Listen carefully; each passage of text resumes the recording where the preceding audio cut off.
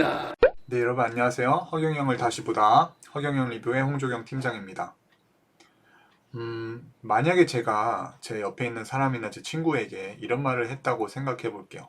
만약에 우리나라가 이것만 하면 돈 한 푼 안 들이고도 매년 50조가 넘는 거액을 공짜로 얻으면서 세계 평화에 기여하고 전 세계 기아 문제를 해결하는 데 도움이 되고 또 국가 경제를 발전시키고 국가의 안보 불안을 근본적으로 해결할 수 있는 방법이 있다 라고 하면은 이 얘기를 들은 사람들은 그게 뭐야 라고 물을 거 아니에요? 그래서 제가 말을 하죠. 그거는 유엔본부를 한국에 유치하는 거야. 유엔본부를 우리 한국의 판문점에 가져오는 거야. 어떻게 생각해? 라고 친구들에게 말을 해보면 아마 야 그게 가능하냐? 말도 안 되는 소리 하지 마라 라고 분명히 제 많은 친구들이 그렇게 반응을 할 거란 말이에요. 그럼 과연 이것이 말이 안 되는지 어떻게 하면 가능한지에 대해서 한번 얘기를 해보고 싶습니다. 저희 허경영 총재님을 지지하는 여러분들은 아시죠? 이제 허경영 총재님께서 유엔 본부를 판문점에 유치해야 된다라고 말씀하셨는데 거기에 대한 영상을 한번 보도록 하겠습니다. 허경영 TV에 올라온 영상입니다. 허경영의 공약에 대해 회의적으로 응답하던 기자는 이라는 제목이고요.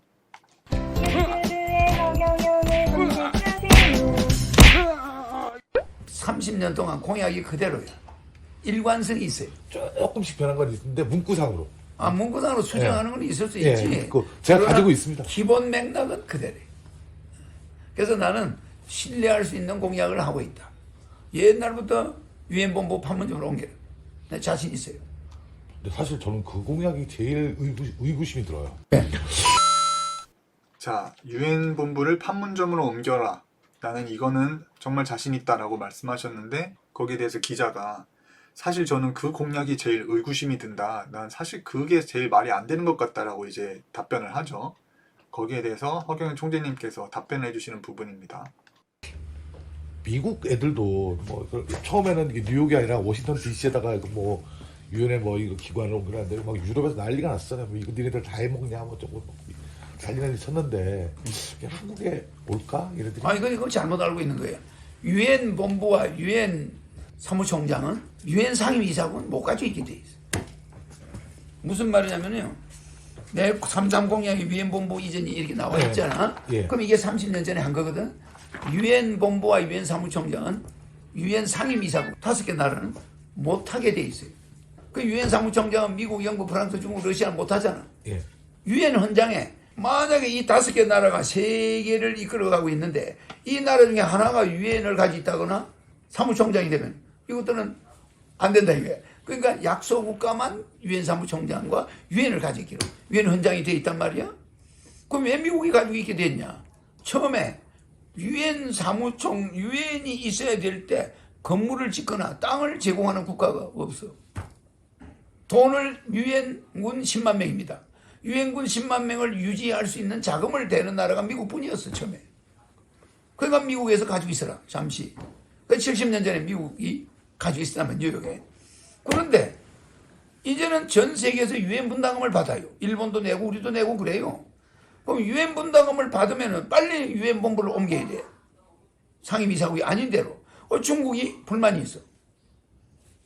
러시아도 불만이 있어요. 왜 너희만 유엔 본부를 70년씩 가지고 있냐? 이렇게 한단 말이에요. 그럼 국제연합을 미국이 혼자 만드느냐? 아니란 말이에요. 그래서 불만이 있을 때 이때 나는 대한민국이 이 세계적인 분담국가고 유엔군이 제일 먼저 와서 30만 명이 죽었어. 18개 나라가 와서 피를 흘린 땅이야. 여기 유엔군의 피가 묻힌 땅은 한반도밖에 없어요. 유엔이 만들어지자마자 전쟁을 했으니까. 맞아요. 여기에 유엔군 묘지가 세계에서 제일 커. 여기에 유엔 본부가 와야 돼. 이렇게 주장하면요. 미국, 영국, 프랑스, 중국, 러시아 중에 제일 먼저 찬성하는 나라가 미국이에요. 유엔 분담금을 자기들이 너무 많이 내니까 이거 허경영이가 가져가면 말이야. 한국이 돈이 없는 나라니까 전 세계가 분담금을 내요. 근데 미국이 독자들과 있으니까 분담금 안 내고요. 프랑스 안 내요. 독일 안 내. 미국가 가지고 누가 맨날 유엔 가지고 놀잖아. 이래버려. 그러니까 한반도에 딱 유엔 본부 오잖아요. 전 세계가 유엔 분담금을 내면 그게 5천억이야. 그게 5천조예요. 5천조.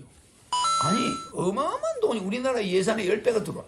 그 돈을 세계 통일하는 기금을 쓰겠다는 거예요. 그러니까 나는 유엔 본부에 욕심이 있어요. 미국은요 10만 명 유엔군 유지비가 돈이 10억 달러, 돈이 많이 들어가요. 근데 그거를 미국이 돈 많은 나라가 하니까 안 내놓는 거지. 한국이 한다고 그러면 서로 내놔요. 정부에서 유엔 분담금 때문에 미국 대통령은 맨날 스트레스를 받아요.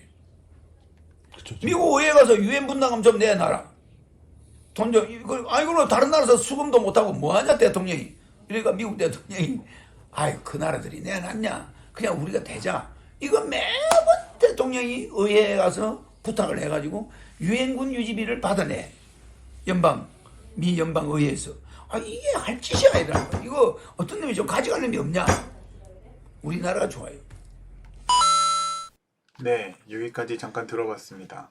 유엔을 만들어서 처음에는 어디 마땅한 곳이 없어서 미국 뉴욕 맨하튼에다가 이제 유엔 본부 빌딩을 지었는데 이제 거기에 대한 운영비가 필요하니까 유엔 국제연합 분담금을 이제 전 세계에서 걷기로 되어 있는데 이게 형평성에 어긋난다 이거죠. 미국이 유엔 본부를 가지고 있으면서 그 강대국인 미국이 다른 약소국들한테 이거 분담금을 좀 내달라고 하니까 그 분담금이 너네 나라에서 어떻게 쓰이는지 우리가 어떻게 알아? 너네가 그렇게 강한 나라인데 왜 우리한테 돈을 달라는 거야?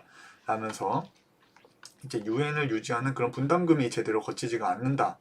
그렇기 때문에 그것을 한국으로 가져오면은 미국도 편하고 우리 한국의 입장에서는 다른 나라에게 얼마든지 그런 유엔 그런 분담금을 요청을 할 수가 있는 거죠. 왜냐? 우리는 남한과 북한이 갈라져 있고 안보가 가장 불안한 그런 세계에서 몇 안 되는 국가 중에 하나인 곳이다 보니까.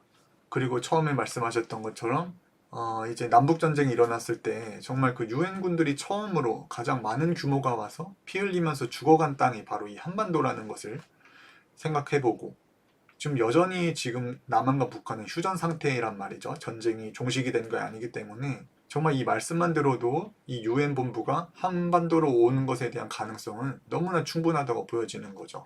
그래서 유엔 분담금에 대한 이야기가 나왔는데 거기에 대한 잠깐 블로그 글을 잠깐 보면 자 그래서 유엔에서 총회가 열리면서 3년마다 이제 나라별로 분담해야 될 분담금을 그 비율을 정해서 그 금액을 청구를 한다고 합니다. 네, 그래서 보면은 그 유엔 분담금을 제일 많이 납부한 국가 중에 5위가 바로 영국이라고 나오네요. 그래서 보면은 영국은 2020년 기준으로 한화로 약 1694억 원의 분담금을 내었고 이거는 유엔 정부 예산의 4.5%를 차지한다고 나오고요. 독일은 2020년 유엔 국제연합 분담금으로 약 2258억 원을 냈다고 합니다. 이것은 유엔 정부 예산의 6% 정도를 차지한다고 나오고 또 3위로는 일본이 유엔 분담금으로 약 3,100억 원 정도를 납부했다고 해요. 이 정도는 한 8.5%에 해당하는 비율을 낸 것이고요. 자, 그리고 두 번째로 유엔 분담금을 많이 내는 국가가 중국이라고 나오네요. 중국은 2020년 기준으로 약 4,450억 원 정도를 유엔 분담금으로 지원을 하였다고 하고 그 규모는 유엔 정부 예산의 7.9%를 차지한다고 합니다. 그래서 보면은 역시나 가장 유엔 분담금을 많이 분담하고 있는 것은 미국으로 나오죠. 그래서 미국은 2020년 기준 약 8천억 원 정도를 유엔 분담금으로 납부하였고 이는 유엔 정부 예산의 22%를 차지한다고 나옵니다. 그러니까 미국이 실상 허경영 총재님께서 말씀하셨던 것처럼 가장 많은 유엔 분담금을 납부하면서 이제 유엔 정부 예산의 큰 비율을 부담하고 있습니다. 미국은 2018년에도 국제연합 분담금을 미납하였고 2019년에도 국제연합 분담금을 미납하였다고 나옵니다. 이 당시 대통령이었던 도널드 트럼프는 미국이 유엔에 내는 국제연합 분담금이 불공평하다, 과다하다고 주장을 했다는 것이죠. 아니 우리는 세계 경찰 역할을 하면서 국방비도 1,000조에 가까이 넘게 지출을 하고 있는데 아니 왜 이 유엔 유지하는 거에 우리가 이렇게 전 세계에서 가장 많은 돈을 내면서 이렇게 희생을 해야 되냐. 나 국제연합 분담금 안 낸다라고 주장을 하였다는 것입니다. 그래서 왜 우리 미국만 이렇게 큰 금액을 부담해야 되냐? 다른 나라도 같이 공정하게 돈을 내야 되는 것 아니냐라고 이 당시 트럼프 대통령이 주장을 했다는 것이죠. 그러니까 아까 본 인터뷰 영상에서 허경영 총재님께서 말씀하셨던 거랑 똑같은 내용이 이 트럼프 대통령의 입에서 나왔다는 사실입니다. 그러니까 미국 역시도 유엔을 유지하는 것에 대해서 회의적으로 느끼는 사람들이 있고, 또한 유엔 자체도 이렇게 분담금이 다 잘 거치지가 않고 이게 미납이 되는 사례가 많다 보니까 운영에 어려움을 느끼고 이제 유엔 가입국에게 이 분담금을 좀 납부를 해달라, 우리 운영 지원이 필요하다 라면서 이런 도움을 요청하는 그런 상황들이 벌어진다고 하죠. 2019년 유엔 사무총장은 미납한 국가들에게 절박한 유엔의 상황을 발표하게 이르렀다. 회원국들이 2019년 유엔 정기 예산 운영에 필요한 금액의 70%만 지불했다. 한 100%를 납부가 되었어야 되는데 70%밖에 못 거뒀다는 것이죠. 그러니까 이것만 봐도 유엔 분담금을 내는 것에 동참하지 않는 국가들이 있고 불만을 가진 국가들이 분명히 있다라는 것입니다. 그래서 그 한 예로 과거에 그 카자흐스탄 대통령이 유엔 총회 연설을 하면서 유엔 사무국이 아시아에도 있어야 된다, 뭐 이런 이야기를 했던 적도 있고, 또 러시아나 이란 같은 곳에서도 지금 아시아에는 유엔이 없다는 것에 굉장히 큰 불만을 느끼는 그런 목소리들이 나오고 있다고 합니다. 그래서 보면은 이게 전 세계에 지금 분포되어 있는 유엔 사무국의 위치들인데요. 뉴욕에 이제 유엔 본부가 위치하고 있죠. 그리고 오스트리아 빈에 유엔 사무소가 하나가 위치하고 있고, 스위스 제네바에 또 유엔 사무소가 위치하고 있습니다. 또 그리고 남아프리카 케냐 나이로비에 또 유엔 사무소가 위치하고 있습니다. 보면은 이 유엔이 유럽에만 이미 2개의 사무국이 있고, 또 미국에선 본부를 하나 가지고 있고, 아프리카에도 하나의 사무소가 나와 있는데, 정작 전 세계의 60%가 넘는 인구를 차지하고 있는 이 아시아의 지역에는 유엔이 없다는 것이에요. 가장 이 전 세계 화약고라고 불릴 수 있는 중동 지역, 북한과 남한이 대립하고 있고, 중국과 미국의 갈등이 생기고 있고, 뭐 중국과 타이완 등등 정말 소란거리가 어느 지역보다도 가장 많을 것이 아시아 국가이고, 또한 전 세계의 60%가 넘는 인구를 차지하고 있는 지역이 아시아인데 이곳에 유엔 사무소가 없다는 것이죠. 정작 있어야 할 곳에, 가장 유엔이 필요한 곳에 유엔이 없기 때문에 유엔 본부를 한국으로 가져와야 된다라고 허경영 총재님께서는 주장을 하셨던 거고, 또한 많은 다른 국가의 대통령들과 지도자들 역시도 그에 동조하는 의견을 보이고 있는 것입니다. 자, 그래서 처음에는 허무맹랑한 것 같지만 허경영 총재님의 말씀을 듣고 이런 상황을 보다 보면 정말 아시아, 특히 한국에 이 유엔 본부를 유치하는 게 가능할 것이라는 그런 가능성이 보이죠. 또 이러한 상황을 알다 보니까 또 과거에 문재인 대통령께서는 유엔 총회 연설에 가서 DMZ를 국제 평화지대로 만들자. 이게 물론 유엔 본부를 한국으로 가져오자는 허경영 총재님의 의견과는 조금은 결이 다르지만, 국제의 어떤 연합된 어떤 기구를 조성해가지고 이곳을 평화를 지킬 수 있는 그런 공간으로 만들어서 우리 남한과 북한의 안보 문제를 해결하자라는 내용은 되게 비슷한 결이 있어 보입니다. 과거에 민주당 2022년 그 인천시장 나오셨을 때죠. 이 송영길 이분은 유엔 사무국을 아시아에 유치하자라는 걸 간판 공약으로 들고 아예 나오셨어요. 그러니까 이런 분들, 민주당이나 문재인 대통령 역시도 이 유엔을 아시아로 가져오는 게 허황되지 않다는 것을 점점점 알아가고 있는 거죠. 그래서 이제 작년에는 그거를 간판 공약으로 내놓기까지 했다는 것입니다. 거기에 대한 내용을 한번 보겠습니다. 이것은 허경영TV에 올라온 영상입니다. 유엔 본부를 가져오겠다며 허경영을 언급한 민주당 송영길 전 대표라는 내용의 영상이고, 시청해볼게요. 그래서 제가 제1호 공약으로 유엔 제5본부 유치 공약을 제시했습니다.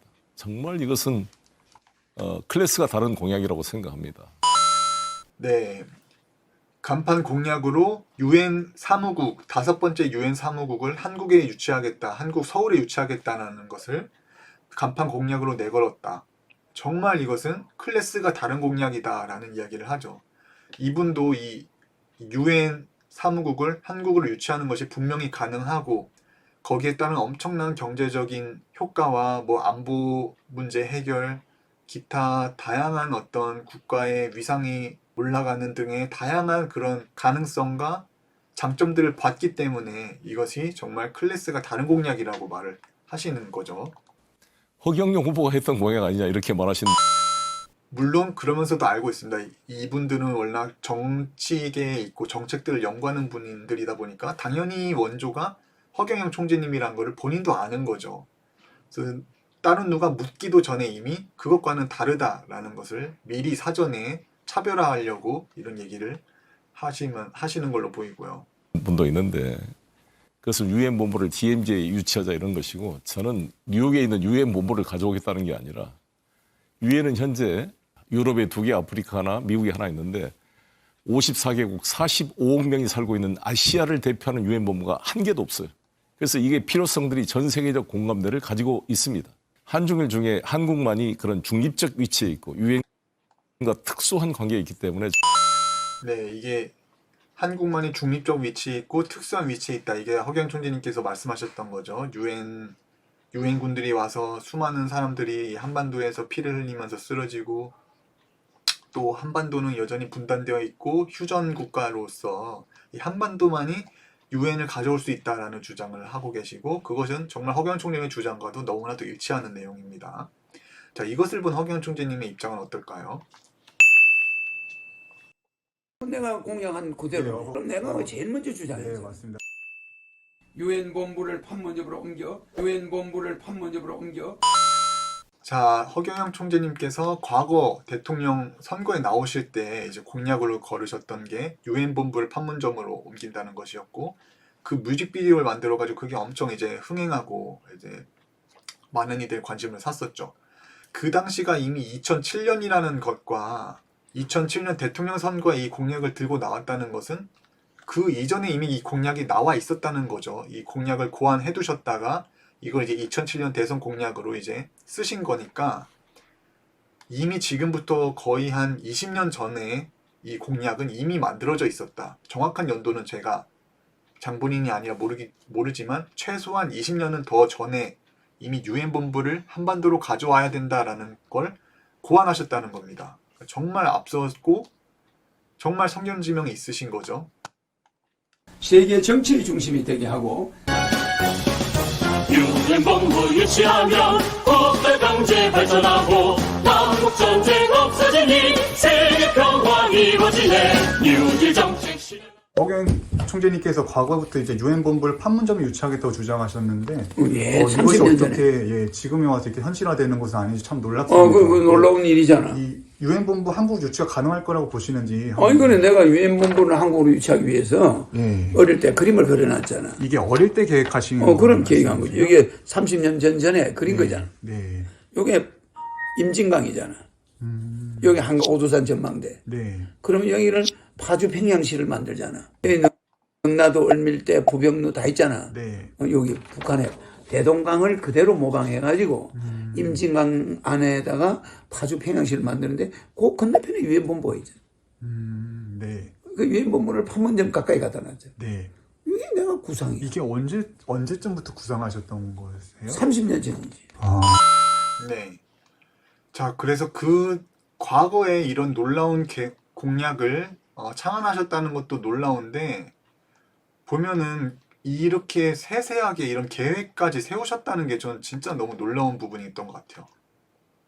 이 사진을 좀 더 가까이서 보자면은, 자, 이미 그 과거에 이 공약을 어렴풋이 생각하신 게 아니라 이렇게 구체적으로 그림까지 그릴 정도로 어디에 어떤 건물들이 들어오고, 또 여기는 어떤 파주 평양시라는 관광단지를 개발해가지고 남북한의 교류가 자연스럽게 일어나게 하면서 보면은, 자, 여기 글까지 적어 놓으셨네요. 파주 남쪽에는 북한 주민이 있게 될 파주 평양시가 조성되어 남북 실질 교류와 협력이 시작됨.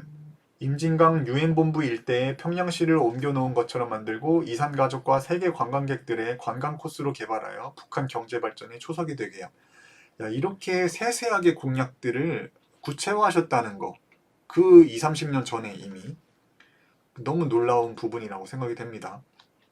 이제 와서 뭐 유엔 본부를 가져오면 좋겠다 이렇게 얘기하는 사람들과 굉장히 그 깊이가 다르달까요? 그 구상하신 그 그림 자체가 너무나 크고 세세하면서 세밀하고 다 이런 조목조목 이런 계획들이 다 세워져 있다는 것이 진짜 엄청 이분은 진짜 특수하신 분이다라는 말밖에 안 나오는 것 같습니다. 내가 어릴 때부터 구상했지. 유엔 본부가 미국에 있는 건 불법이다. 네. 왜냐하면 상임이사국은 유엔 본부를 가지고 있으면 안 되거든. 네. 유엔 사무총장도 할 수 없었거든. 네. 유엔 헌장에 그렇게 돼 있잖아. 네.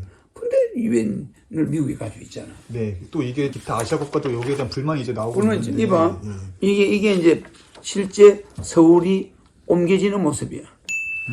여기 실제 서울이 옮겨지잖아. 네. 아까 본 오른쪽의 그림이 다가 아니죠. 이거를 더 넓혀가지고 이렇게 미래 한국의 수도는 이런 그림으로 가야 된다라면서 이런 건물들 하나하나까지 그리셨던 디테일이 와 진짜 엄청 놀랍습니다. 그리고 실제 이렇게 말씀하시고 고안하셨던 것처럼 세계가 흘러가고 있다는 것이에요. 이제 와서 다양한 국가에서 유엔 본부 아시아에 와야 되는 것 아니냐 뭐 이런 이야기가 나오고 있고 이미 그것에 대해서 허경 총재님께서는 30년 전에 유엔 본부를 판문점에 가져와야 된다고 이미 그때 아이디어를 만드셨고 거기에 대한 이런 디테일한 계획들을 다 세우셨다는 거죠. 여기 보면 여기 보면 나오는 요게 임진강이야. 여기 보이지? 네. 요것이 확대. 여기 유엔 본부 건물이 여기 있지. 와, 네. 그걸 이렇게 확대한 거야. 말하자면 네. 그 자리를 현미경으로 보고 있다 보면 되지. 네. 맞아, 거기 유엔 본부 있지 여기. 네. 여기 유엔 본부 보여요? 네, 조그맣게 보이네요. 조금 그게 이거 여기 이렇게 확대한 확대하면은 거야. 말하자면은. 그러니까 이게 북한에서 보면은 여기 북한에 여기 서울을 앞으로 이 애기봉 쪽으로 김포 애기봉 쪽으로 서울을 옮겨. 네. 이게 이제 세계 수도가 될 때, 세계 연방 통일이 될 때는 네. 수도를 여기 옆에 강화도, 여기 비행장을 끼고 있잖아. 네. 영종도. 여기가 서울 수도가 돼. 왜 그러냐면은 여기서 매락산맥 내려와. 여기 은진산맥 내려와. 북에서 남으로 오잖아. 네, 맞 내리꽂잖아. 마식령산, 이 매락산맥 내려와. 이 마식령산맥이 이렇게 내려오지. 네. 세 개의 산맥이 북에서 남으로 내리꽂는 게 김포 쪽이야. 근데 여기서 매락산맥과 은진산맥 사이에서 내려오는 예성강이야, 이게. 네. 예성강이 북에서 밑으로 금강, 이 항해도 전기를 그대로 한강으로 내리꽂아. 한강에 합류가 돼. 네. 맞지? 네. 그 다음 또 북에서 이 마식령 산맥과 강주 산맥의 끝이 오두산 전망대야. 네. 청와대가 강주 산맥의 중간이야. 어. 그러면 여기서 청와대에 있는 이 산맥이 가가지고 오두산 전망대 가서 끝나거든. 그러면 이 강주 산맥과 이 마식령 산맥 사이로 임진강이 내려와. 그러면 이런 산맥들도 전부 일로 향해 있고 강들도 전부 일로 향해 있어요. 네. 이 광야를. 이 광야가 애기봉이 있는데요. 네. 강화도 가기 직전에 있는. 여기에 전부 고층 빌딩 들어서 있지. 네. 북한 쪽 남한 쪽에 다 고층 빌딩 들어서 있지. 네. 이 빌딩이 150층 막 이래. 거기 올라가면 바로 저 평양이 보여. 그 다음에 저쪽에 이제 중국이 보여. 중국의 산동만이 너 보인단 말이야. 그러니까 여기에 이게 서해안 시대야. 네. 옆에는 바로 밑에는 공항이 보여. 그 옆에는 강화도 만이산이 보이고. 네. 바로 항해도 연백평야가 싹 다 보이고. 개성 인터체인지 내가 그려놓은 거예요. 여기 보이면 이 영종도에서 10분이면은 개성 인터체인지에 도착해. 영종도에서 이래 다리 나놨잖아 봐. 네. 요 다리 나놨지. 네. 이래 가가지고 요 쭉 올라가면 요 개성 인터체인지가 있어. 요 도로들이 다 보이지. 와, 그런 도로도 다 구상을 다 해놓으신 해놨지. 거예요? 한강 다리처럼 다리가 여러 개가 여기 있잖아. 북한을 이게 넘어가는 북한으로 다리가. 가는 다리까지 구상을 요 해주신 바로 요 예성강 옆으로 달려가는 이게 평양 고속도로야. 여기 요 영종도에서 평양으로 가는 고속도로. 그 다음에 여기 우리 한강 하리로 올라가는 이게 로렐라이. 이게 서울로 들어가는 고속도로야. 네. 그 다음에 여기서 다리, 여기서 애기봉 있는 데서 또 고속도로 휙 넘어가면, 여기 가면 이게 송악산이야. 마식령 산맥의 끄트머리가 개성 송악산이거든. 네. 그럼 개성 송악산 뒤에 여기 보면 판문점 인터체인지 있지. 네. 큰 인터체인지 하나 보이지. 그 이쪽으로 그 터널, 송악산 터널을 싹 지나면 개성 시내예요. 그 여기 다리가 몇 개야 이게 전부 북한 북한하고 막 금일처럼 연결돼 있잖아. 이걸 내가 어릴 때 와, 어릴 때 이걸 다 아신 거예요? 부산에서 그려놓은 거야. 아, 정말 놀랍습니다. 그죠? 어떻게 그 당시에 이런 계획들을 세우셨다는 것도 놀랍고, 그래 이런 디테일들, 어떻게 어디 위치에 도로가 생겨가지고 어떻게 흘러가고 어디서 내려오고, 또 여기는 몇 층짜리 고층 빌딩에 들어서 있고 인터체인지는 어디에 들어서 있고, 이런 거를 다 이렇게 세세하게 구상을 하셨다는 게 진짜 이거는 보통 사람의 레벨로는 안 되는 거다. 이분은 진짜 보통 사람이 아니다 라는 거는 정말 확실한 것으로 보입니다. 이렇게 미래를 연구하고 그 당시에 하나하나 그리면서 이렇게 미래를 상상하면서 어떻게 그려야 우리 국가가 더 부흥하고 국민들이 좋게 살 수 있을까? 어떻게 해야 우리 국가가 처한 불평등의 문제를 해소하고, 어떻게 해야 이런 인류가 맞이하고 있는 환경 문제나 부익부 빈익빈 문제를 해결할 수 있을까? 이런 거를 한 땀 한 땀 고심하면서 그리셨을 허경영 총재님의 어린 시절을 생각해 보면, 이런 분이야말로 타고난 지도자다. 이런 분이야말로 지도자가 되셔야 된다라는 생각이 들어요. 그러니까 내가 이렇게 세밀하다는 거, 이걸 사인펜으로, 문방구 사인펜으로 내가 그린 거야. 근데 정말 신기하고 놀라운 게 이건 정말 예전에 그러셨다고 하셨잖아요. 그렇지, 근데 옛날에. 이런 개발이나 어떤 시대 흐름이 자꾸 여기 맞춰져서 간다는 게 전 너무 그건 놀랍거든요. 내가 미리 다 내다보고 있단 말이야. 그러니까 내가 예. 지금 뭘 이래 하면은 앞서가고 있는 거야, 전부 다. 네. 정말 이것은 클래스가 다른 공약이라고 생각합니다.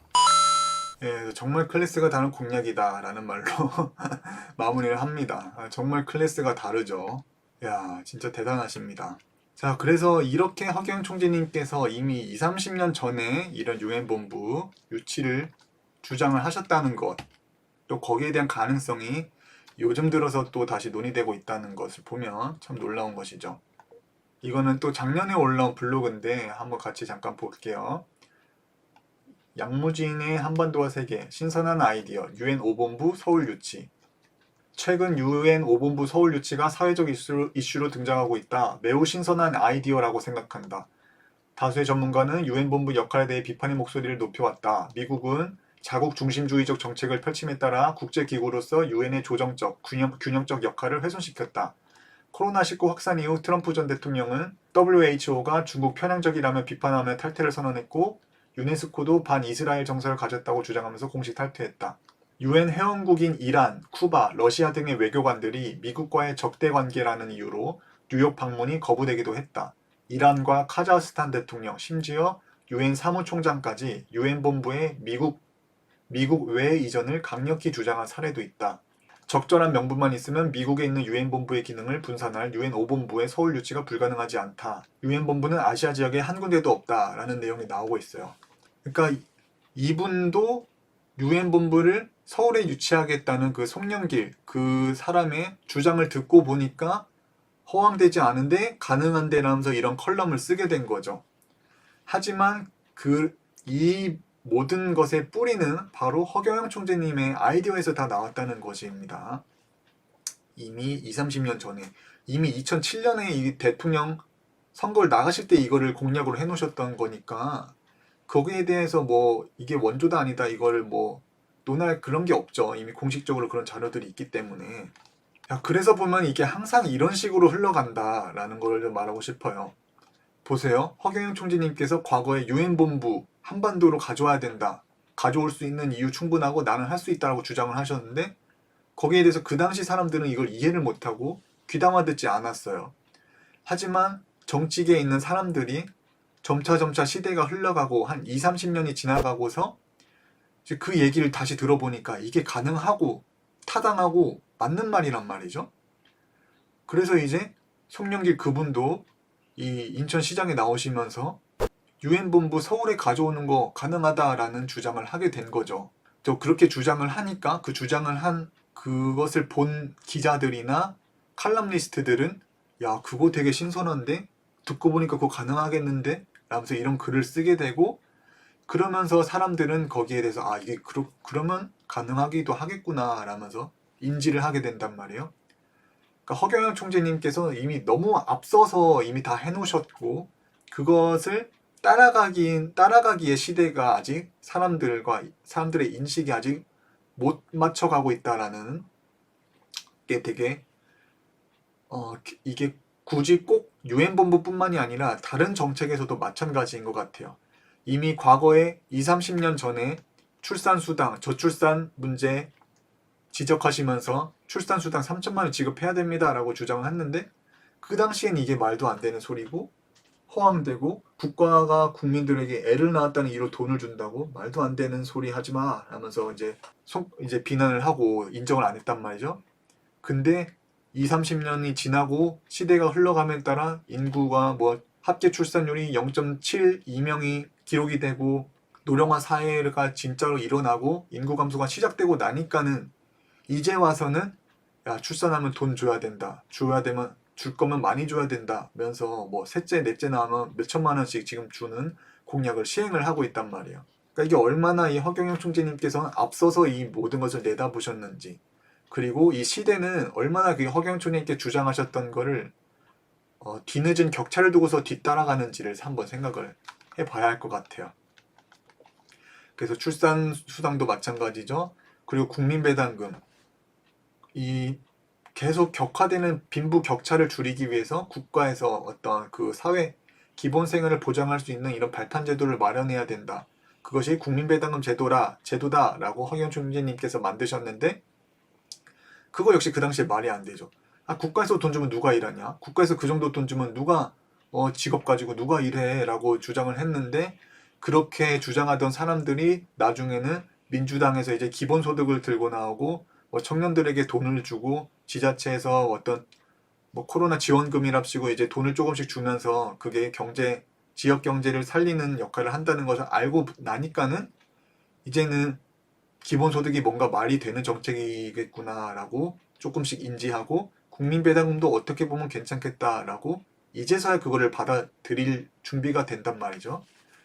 그러니까 항상 이 흐름이 허경영 총재님께서 만드시고 나면은 그거를 바로 그 당시에는 바로 이해를 못하고 사회에서 받아들여지지 않지만 결국 사회와 이 국가와 세계가 결국 그런 흐름으로 뒤늦게 따라가게 된다. 그래서 이분은 정말 성견지명도 있으시지만 어떻게 보면 그 세계의 흐름을 먼저 리드해서 이끄신다라고 보여져요. 그래서 이분도 이제 거기에 감화가 되어서 야 그거 신선한 아이디어네. 유엔 본부 서울 유치하는 거 가능하겠네 라고 하지만 사실 서울에 가지고 오는 것보다 더 세밀하고 광대하고 더 구체적인 계획들이 이미 허경영 총재님께서는 30년 전에 만들어 놓으셨다는 겁니다. 그래서 그런 사실을 국민들이 알게 된다면 정말 이 허경영 다시 봐야겠다 라면서 허경영을 리뷰하는 그런 시대가 분명히 도래할 것이고 그때가 되면 국민들은 알아보고 정말 우리나라가 전 세계에 위상을 떨치는 강대국이 되는 날이 머지 않았다고 생각이 됩니다. 그래서 보면은 이게 국가의 시스템이나 국민의 인식이 아직 허경영 총재님께서 기대하셨던 레벨에 오질 못한 거라고 보여요. 그래서 이미 과거에 그렇게 많은 공약들을 준비해서 미래에 닥칠 문제들을 예비하셨고 이미 숱한 예언들을 맞추셨지만 그럼에도 여전히 국민들은 자신들이 만든 어떤 틀과 언론에서 만들어낸 부정적인 이미지에만 사로잡혀서 이 보석의 진가를 보지 못하고 있다라는 생각이 듭니다.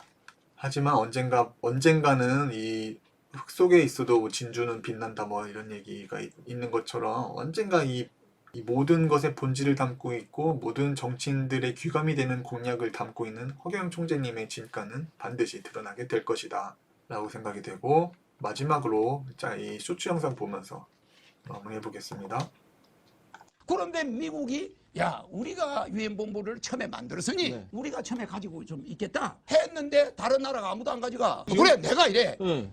미국하고 중국하고 러시아 너그 때문에 우리가 쪼개졌잖아. 분단이 됐으니 너그가 가지는 유엔 본부는 한반도로 와야 돼. 그래야 우리가 전쟁이 안 나. 일단 오면은 저도 예전에 황당하게 생각했는데 진짜 딱 거기 생기면 잘 들어요. 판문점에 갖다 놓으면 전쟁이 안 날 것 같아요. 안 나지. 잘 들어요. 그러면 유엔 회원국의 그 산하 기관이 500개야. 500개 단체가 서울로 온단 말이야. 그러면 우리나라가 전 세계 유엔 분담금을 거뒀는데 유엔 분담금 내놔. 그럼 안 줄 나라가 없어요. 그러면 그 유엔 분담금이 국가 예산보다 많아. 그럼 우리 국방비 안 들어가. 우리 남북 통일 재원으로 쓰겠다 이거야. 뭐 누가 시비를 걸어. 맞아. 유엔 본부가 와 있으면 우리가 전쟁이 나냐고. 안 나지. 우리 같은 분당국을 만든 미국이 책임지고 유엔을 우리나라 갖다 놔가지고 유엔 본부를 한국으로 갖다 놔야 전쟁이 안 나는 거야. 맞아. 아, 정말 시원하죠. 자, 처음에 제가 친구들에게 얘기했을 때, 물론 제 얘기를 들은 친구들은 허황된 소리야. 뭐 어떻게 유엔 본부가 한국에 오냐? 말도 안 돼. 라고 생각을 했겠지만, 만약 이 영상들을 끝까지 봤다면은 이제 분명히 그 유엔 본부가 한반도에 가지고 올 수 있다는 것에 대한 그 기존의 생각은 바뀌었을 겁니다. 허경영 총리의 말씀을 들어보면 정말 이건 가능해요. 정말 타당하고 정말 논리적이고, 그렇게 된다면은 국방비 예산 56조 쓰일 일이 없단 말이에요. 56조의 국방비 예산 얼마나 더 좋은 것에 쓸 수가 있어요. 심지어 유엔의 그런 운영비가 5조가 안 돼요. 3조에서 5조 사이 정도로 알고 있는데, 우리 국방비 아예 안 쓰고 그냥 유엔 운영비를 우리가 부담해도 50조가 남는 수준이란 말이에요. 그 남는 50조로 허경영 총리께 말씀하셨던 것처럼 뭐 세계통일 재원으로 쓴다거나 기아 문제를 해결한다거나 환경 문제를 해결하는데 그 돈을 쓴다면은 이거 뭐 진짜 강대국이 되는 건 순식간이죠. 그래서 이 영상에 대한 댓글 반응을 좀 보면 SSO님, 자, 시대를 두 수 이상 앞서간 천재라는 내용이 있네요. 김승곤이란 나 이 사람이 점점 좋아지네. 야, 허황된 줄 알았는데 이 이야기를 듣고 보니까 가면 되나? 그럼 안 줄 나라가 없어요. 말이 된다는 거죠. 타당하고 합리적이라는 거죠. 자, 유엔 본부 판문점 이전 적극 찬성. 이분은 진심, 다른 걸 다 떠나서 천재임. 와, 이건 찐이다. 놀랍다. 똑똑하시다. 이걸 본 모든 사람들이 다 아는 거예요. 직감적으로. 이거 말 된다. 이거 가능하다. 이거 진짜 되겠다. 되고 나면 엄청난 경제적인 효과와 정말 우리는 국가에 엄청 이로운 일들이 많아지겠다라는 걸 아는 거죠. 자, 이번에 반드시 대통령 돼야 되는데 천재가 대통령 돼야 합니다. 이 양반은 대체적으로 국가 내 문제보다 세계의 한국을 연구하시는 분. 그러니까 한국 내에서보다 이 세계적인 보는 관점이 넓으시단 거죠. 대다수의 사람들보다 너무 똑똑한 천재들은 항상 이상한 놈 취급을 받는다. 정말 맞는 말이고요. 자, 이거는 맞긴 하네. 유엔이 남한으로 오면 북한이 전쟁을 일으킬 일도 없는데 왜 안 가져오는 거? 그게 진짜 왜 안 가져오는 거냐고요.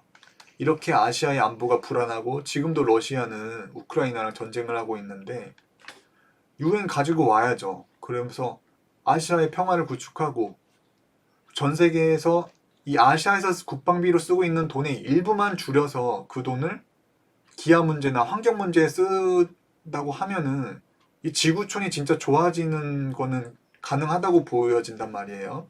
중국, 러시아, 한국, 일본만 해도 이 국방비로 나가는 돈이 수백조일 텐데 1년마다 그거 한 반만 줄일 수 있다고 하더라도 그 돈으로 얼마나 더 큰 일들을 할 수 있겠어요. 그 돈이면 몽골에 그냥 초원지대를 아마 만들 수도 있을걸요. 그 돈이면. 자, 안녕준이라는 분. 야, 이건 인정할 수밖에 없어. 지금 정치인들의 정책이나 그 어떤 공약을 들어보면 맨날 국민을 위하는 것 같지만 전부 그 말이 그 말. 지긋지긋한데 허총재 말을 들어보면 약간 무리한 것도 없진 않지만 항상 신선한 충격에 감탄할 때가 많습니다.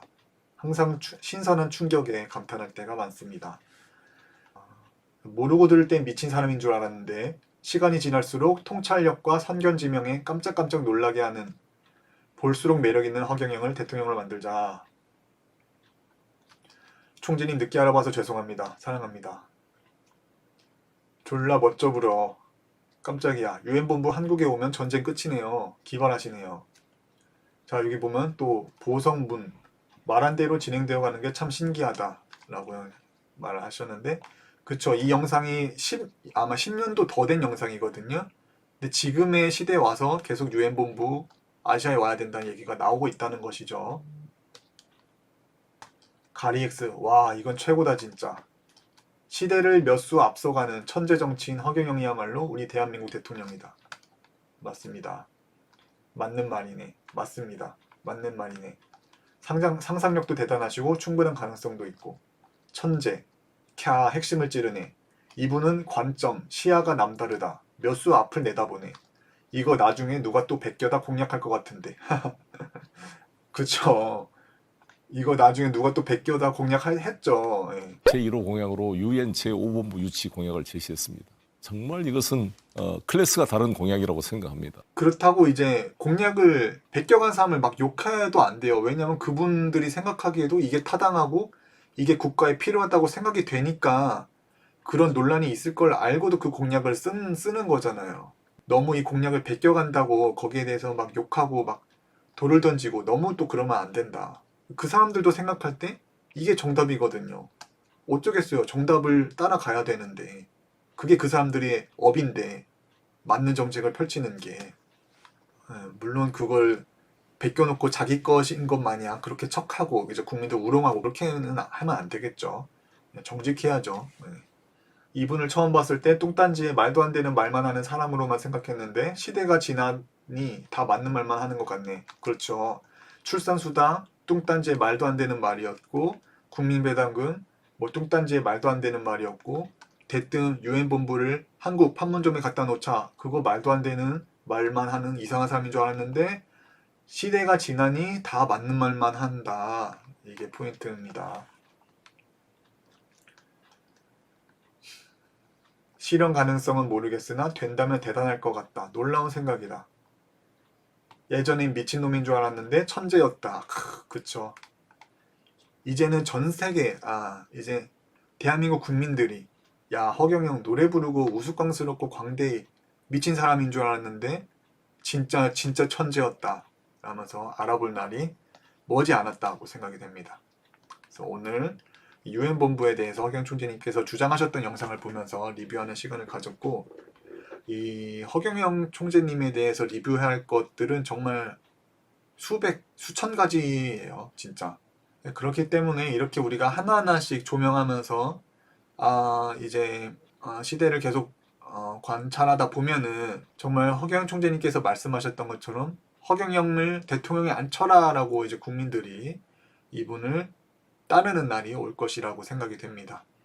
그래서 대통령 졌다고 또 지금 뭐 안티들이 기승이고 막 허경영 총재님에 대해서 말 한마디 꼬투리 잡고 막 시시비비를 가리는 그런 일들도 있고 그걸 보는 지지자분들 역시도 많이 힘들 수 있다고 생각이 되는데 이런 과거부터 이렇게 뛰어난 천재적인 공약들을 고안했고 정말 시대가 그렇게 흘러간다는 것을 보면 이분은야말로 정말 예정됐고 국가에 필요하고 대한민국 정치에 있어 정말 필요한 분이란 것은 정말 의심의 여지가 없는 것이죠. 그리고 이렇게 시대가 지나가면서 점점 더 허경영 총재님께서 과거에 주장하셨던 공약들이 이 현 시대에 와서 실현되고 필요성이 주창되고 허경영 총재님의 공약이 다른 정치인들에 의해서 이제 모방돼서 언론에 이야기가 나오고 이런 것들을 보면 점점 더 허경영 총재님의 진가가 드러나는 시기가 앞당겨져 오고 있다고 보여요. 지금 이렇게 저출산 문제로 헤매고 있고 빈부격차 문제, 가계 부채 문제나 뭐 황사가 심해지고 환경 문제, 뭐 국가에서 방만하게 운용되고 낭비되는 국가 예산의 문제 등등 이 허경영 총재님께서 이미 과거에 잡아놓으신 이 시스템이 필요하게 되는 시대가 점점 더 오고 있다고 생각이 되고 시대가 이미 허경영의 공약을 요구하고 있고 이것을 필요로 하고 있고 이것이 아니면 이제 한국과 전 세계가 더 개선되는 방향으로 갈 여지가 없다. 그렇기 때문에 뭐 지지자 여러분들도 힘내셨으면 좋겠고 너무 부정적인 그런 거에 시달리지 마시고 항상 중심을 가지고 생활하시면서 잘 지내셨으면 좋겠습니다. 영상을 좀 짧게 만들려고 해도 이게 한 번 키면은 뭔가 나누고 싶은 이야기도 많고 내가 너무 좀 너무 내가 늘어놓으면서 얘기를 하는 건지 항상 이게 영상이 길어지네요. 저는 어쨌든 이런 생각을 여러분들과 같이 나누고 공유하고 또 여러분들이 거기에 달아주신 댓글 보면서도 되게 즐거움을 느끼고 보람을 느끼는데 항상 이 영상이 길어져서 그게 좀 다음에 좀 더 짧고 핵심만을 다루는 영상을 좀 만들어 보고 싶은데 그게 잘 안 되네요 아직. 어쨌든 오늘 허경영 리뷰 이렇게 긴 영상 지금까지 시청해주신 여러분들 감사하고 저는 또 다음에 더 좋은 영상으로 여러분들에게 찾아뵙도록 하겠습니다. 지금까지 시청해주신 여러분들 감사하고 지금까지 본자 스튜디오의 홍조경 팀장이었습니다. 감사합니다.